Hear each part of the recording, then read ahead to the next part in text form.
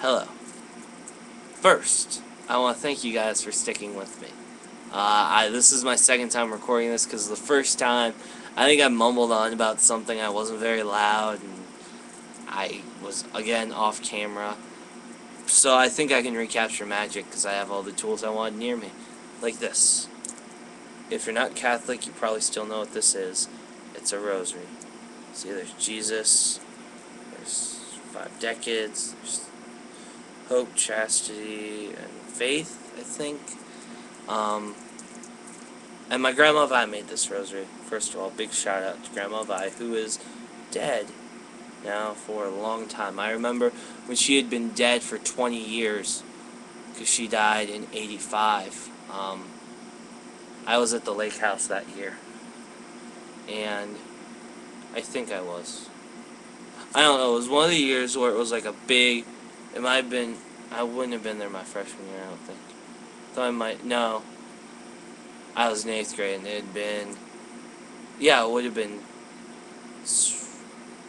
I don't know, but it was a big milestone of how long she'd been dead.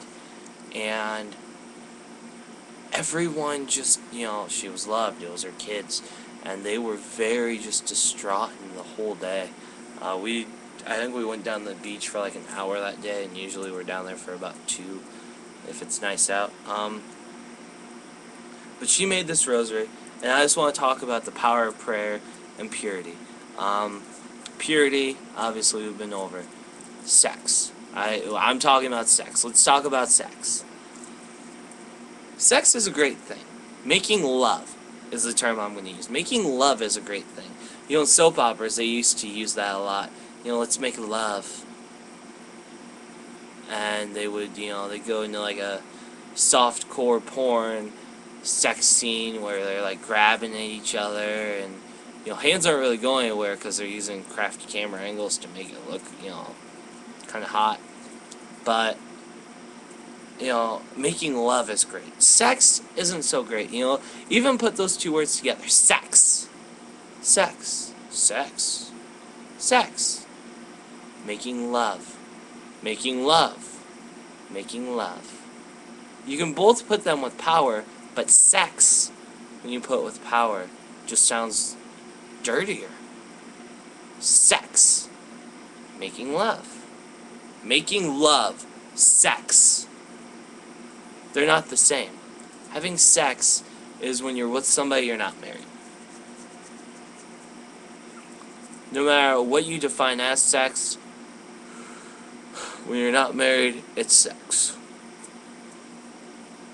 Making love is when you're married and you have that bond. Your souls are going to be together. And God tells us not to go after lust. In Sacraric, I don't know how to pronounce it because it's Old Testament, and it's on there today. It says, "Go not after your lusts, but keep your desires in check. If you satisfy your lustful appetites, they will make you the sport of your and people that you're not friends with. Enemies." There. I said it. I want to stop there. That's only 2 verses. I want to stop on those 2. Who is our main enemy? Satan. The devil. It's kind of like that. It's becoming kind of like that Voldemort thing where they, the one who shouldn't be named. The one who shouldn't be named. Either way I do it looks weird. And Voldemort. Harry's like, why can't we call him Voldemort now that he's around? Why can't we call Satan Satan? Well, he is our enemy. He's not our friend. He's our enemy. I know I'm having problems speaking right now. It's about 1 o'clock in the morning. I'm sorry. But he is our enemy. The evil one. He, not our friend, wants us to lust after those things. And we will become his pawn in this game of chess. Because to me, the battle that goes on daily is like a chess match. God moves a pawn. Satan moves a pawn. God moves bishop to e5. Satan moves bishop to e whatever. You know where I'm going with this? It's like one big game. And it's not a good game. But Satan will never win. That's the most powerful thing. He will never win. But if we go after our lustful behaviors, he will come a lot closer to winning. The next two verses say, "Have you no joy in the pleasures of the moment which bring on poverty redoubled? Become not a glutton and a wine drinker." It says like bibberer. Bibber. Nothing in your pursue. Not like a glutton. Okay, so I had to reread it in my head because it didn't sound right, and I was hoping I didn't forget something. And if I did, I'm sorry to you theologians that no, I forgot something. Okay, so it's telling us don't, with our pleasures, you know, our pleasures like sexually and other things, you know, don't take more than you need. As being, you know, being gluttonous, you know, if you need 1 gallon of water and you take 10 during the major blackout, but you only need 1 because it's just you, and you know you have bottles of water, but you need something to wash yourself with, or whatever, then only take 1. Don't take 10, because other people are going to need those. You know, if you have money, don't waste it. Don't buy things you don't need. You know, I was watching Training Spouses, Meet Your New Mommy, and I always wonder why they never changed the dad, but because that'd be kind of cool too.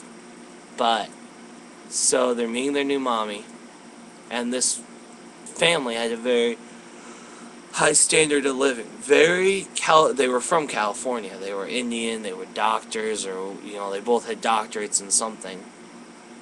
And I'm not racist, but they had a lot of cool stuff. You know, they had the nicest everything.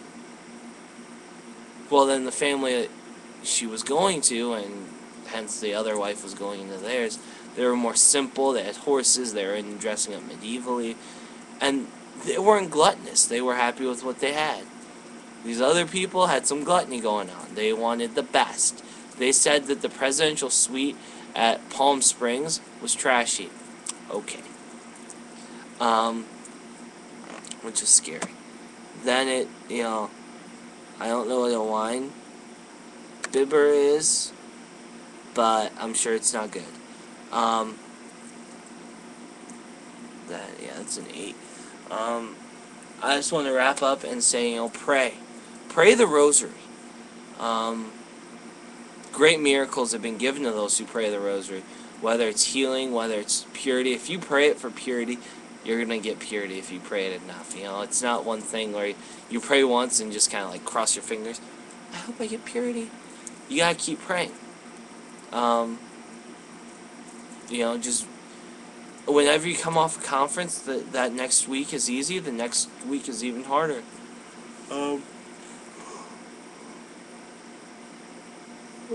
I don't want to waste time yawning, but just pray. Pray to the saints. You know, pray to Saint Joseph. The prayer to Saint Sebastian. I have it in here real quick, and it talks about, you know, if I don't give my best, help me give my best again the next day. And that's so strong, because whatever it is, it doesn't have to be an athletic competition, but whatever it is, you gotta give your best or you're not gonna get results. You gotta give your best. If you're not giving your best, you're not gonna win.